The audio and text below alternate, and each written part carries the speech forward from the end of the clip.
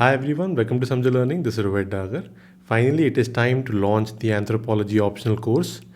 काफ़ी टाइम से मेरे पास ये क्वेरीज रहती थी कि आप एंथ्रोपोलॉजी और जोग्राफ़ी आपने कहा था कि एक टाइम पे शुरू करेंगे, वो टाइम कब आएगा। मैं काफ़ी जगहों पे बिज़ी था और फिर इतनी ज़्यादा डिमांड होने की वजह से eventually I thought it is time that we should start with anthropology first. Geography optional भी आएगा थोड़े टाइम बाद, लेकिन अभी हम एंथ्रोपोलॉजी पे ही फोकस करेंगे।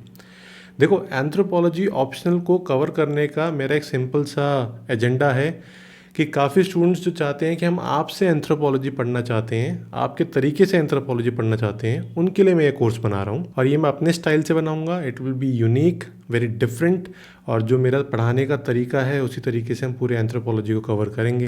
क्या क्या फीचर्स होंगे ये मैं आपको फटाफट बता देता हूँ, और फ़ी आपको एक लिंक दे दिया जाएगा, उसमें आप चेक कर सकते हो। All the details will be shared on the समझो Telegram channel, the link is in description. देखो, फीचर्स के पॉइंट ऑफ व्यू से सबसे पहली चीज़, इस पर्टिकुलर कोर्स में हमारा एक टू फोल्ड एजेंडा है। पहला, कि हम एंथ्रोपोलॉजी को बहुत अच्छे से पढ़ें। मेरा सोल पर्पज़ ये रहेगा कि आपको एंथ्रोपोलॉजी सब्जेक्ट से प्यार इस तरीके से करवाया जाए कि आपको सब्जेक्ट पसंद आने लगे। कोई चीज़ अगर पसंद आने लगती है तो उसमें इंटरेस्ट जगता है, उसको पढ़ना आसान हो जाता है, उसको मेमोराइज़ करना आसान होता है, उससे अच्छे आंसर्स निकालने बहुत आसान हो जाते हैं एग्ज़ाम में।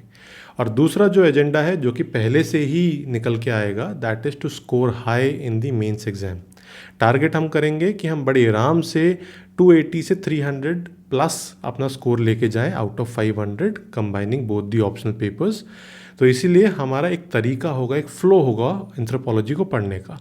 उस फ्लो के बाद I can guarantee you would definitely score high in the anthropology exam. अगर आप कम स्कोर भी कर रहे होगे तो ये मेरा काम है कि मैं रेगुलरली आपको मेंटरशिप दे के आपके स्कोर को इम्प्रूव करूँ। इसीलिए स्ट्रक्चर एक बार समझ लेते हैं, फीचर्स से आपको समझ में आएगा कैसे एंथ्रोपोलॉजी हम कवर करेंगे। देखो, एंथ्रोपोलॉजी के सिलेबस को हम पेपर 1 और पेपर 2 दोनों ही पेपर्स को कवर करेंगे 2 बारी। सबसे पहले मैं पूरा कॉन्सेप्ट, पूरा पेपर, पूरा सब्जेक्ट आपको अच्छे से पढ़ाऊँगा। कंसेप्चुअल अंडरस्टैंडिंग हमारी यहाँ पे स्ट्रांग होनी चाहिए। हम प्रॉपरली टॉपिक्स को पढ़ेंगे, कंसेप्चुलाइजेशन करेंगे, बहुत सारे एग्जाम्पल्स, केस स्टडीज़ पढ़ेंगे। ये यहाँ पर थोड़ा यूनिक रहेगा। We will cover more than 300 to 400 different case studies, जो कि आप अपने आंसर्स में कोट करोगे और आपके आंसर्स यूनिक होंगे। अब ये केस स्टडीज़ और ये एग्जाम्पल्स अलग अलग एंथ्रोपोलॉजिस्ट की रिसर्च के बेसिस पे कंपाइल करके मैं लेके आऊँगा, जिनको आप सिर्फ अपने नोट्स में नोट डाउन कर लोगे, या वो ऑलरेडी आपको नोट्स में भी दिए जाएंगे।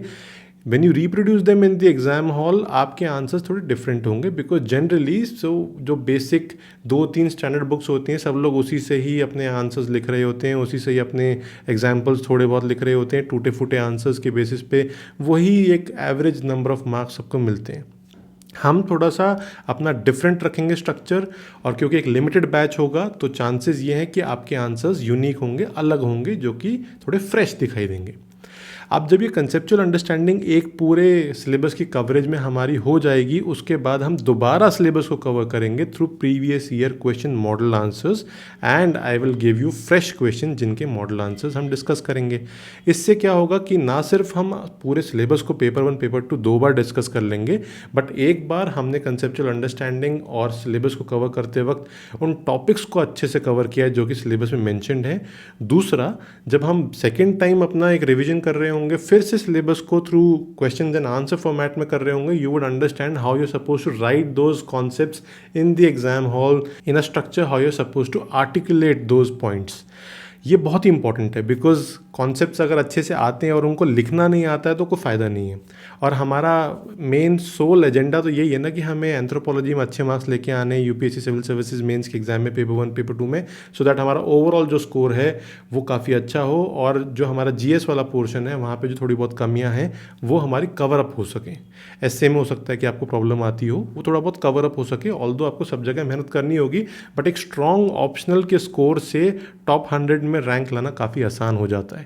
इसीलिए हमें एंथ्रोपोलॉजी को इसी तरीके से पढ़ना होगा। और एंथ्रोपोलॉजी वो सब्जेक्ट है जो कि बहुत ही ईजी है, बहुत ही टू द पॉइंट सिलेबस है, बहुत ही डिटेल्ड सिलेबस, लेकिन उस सिलेबस जब पढ़ते हैं तो काफ़ी कंसाइज वे में सिलेबस कवर्ड है।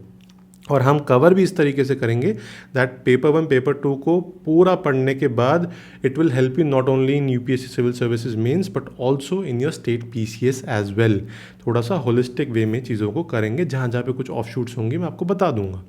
यहाँ पे आपको फ़ायदा इसलिए बहुत ज़्यादा होगा। अब मुझे नहीं पता बाकी लोग किस तरीके से पढ़ाते हैं, मैं अपने तरीके से पढ़ाऊंगा। जो मेरा तरीका है, अगर आपको पसंद आता है तो you would derive value automatically from this course, right. So जब हम प्रॉपरली पूरे सिलेबस को कवर कर रहे होंगे तो एक मेंटरशिप चैनल भी होगा टेलीग्राम पे, जहाँ पे डिस्कशंस चल रही होंगी। आपको कुछ कुछ पॉइंट्स ऐसे होंगे जो कि रेगुलरली मैं बताता रहूँगा। 1-to-1 डिस्कशंस भी होंगी, पर्सनल मेंटरशिप होगी, कोई भी आपके डाउट्स हैं वो क्लियर किए जाएंगे। जो ग्रुप डिस्कशंस होंगी, डाउट क्लियरिंग सेशंस होंगे, वहाँ पर भी बहुत सारे आपके डाउट्स क्लियर होंगी। आर्ट ऑफ आंसर राइटिंग मैं आपको सिखा रहा हूँ। उसके साथ साथ एक यूनिक बात यहाँ पर ये रहेगी that you would get access to all the lectures for a 3 year subscription by paying just once. Problem क्या होती है कि हम काफ़ी सारे प्लेटफॉर्म्स या कोचिंग सेंटर्स में जब एनरोल हो जाते हैं, 3 महीने का एक बैच चल रहा है, 3 महीने पढ़ाई हो गई है, उसके बाद खुद से पढ़ना पड़ता है। खुद से पढ़ने में कोई प्रॉब्लम नहीं है, बिना कोचिंग के भी खुद से पढ़ा जा सकता है। लेकिन प्रॉब्लम ये है कि जब हम खुद से पढ़ने लगते हैं तब हमें कुछ चीज़ें ऐसी नोटिस होती हैं जिसके लिए हमें फैकल्टी पे एक्सेस चाहिए होता है, या हमें ज़रूरत पड़ती है कि दोबारा अगर कोई लेक्चर्स का एक्सेस मिल जाता है ठीक होता है। बट हम पैसे इतने ज़्यादा दे चुके होते हैं, 45-50,000। यहाँ पर उससे बहुत कम पैसे में आपको 3 साल का एक्सेस मिलेगा। आई बिलीव 3 years में आप क्लियरली या तो एग्ज़ाम क्लियर कर चुके होगे या आप ये डिसाइड कर चुके होगे कि आपको लाइफ में क्या करना है।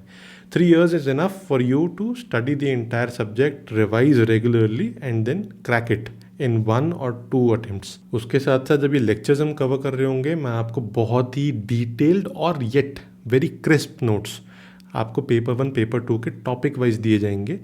अब कुछ चीज़ें ऐसी होंगी जो कि मैं लेक्चर्स में स्पेसिफाई कर रहा हूँ लेकिन नोट्स में नहीं बताए हैं। वो मैं इसलिए कर रहा हूँ, मैं मेंशन भी कर दूंगा आपको। मैं चाहता हूँ कि आप वो एक सेक्शन आपको दिया होगा जहाँ पे आप अपनी राइटिंग में उन पॉइंटर्स को लिख लो।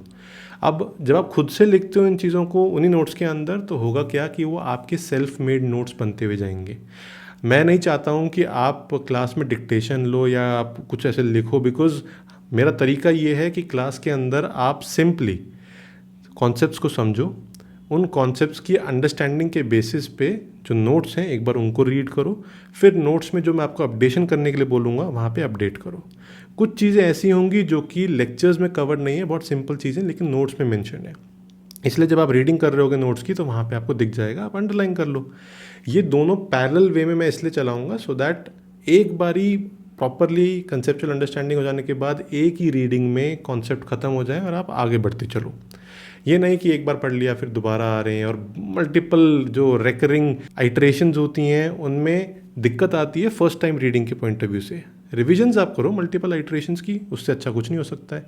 लेकिन ऐसा नहीं कि एक बार लेक्चर्स देख लिए फिर एक बार वापस आ रहे हो 3-4 महीने बाद फिर सोच रहे हो कि नोट्स पढ़ लेते हैं। नहीं, हम साथ साथ सब कुछ कवर करते हुए चलेंगे। और मुझे क्लास डिक्टेशन इसलिए पसंद नहीं आती है बिकॉज एक तो उसमें टाइम बहुत वेस्ट होता है।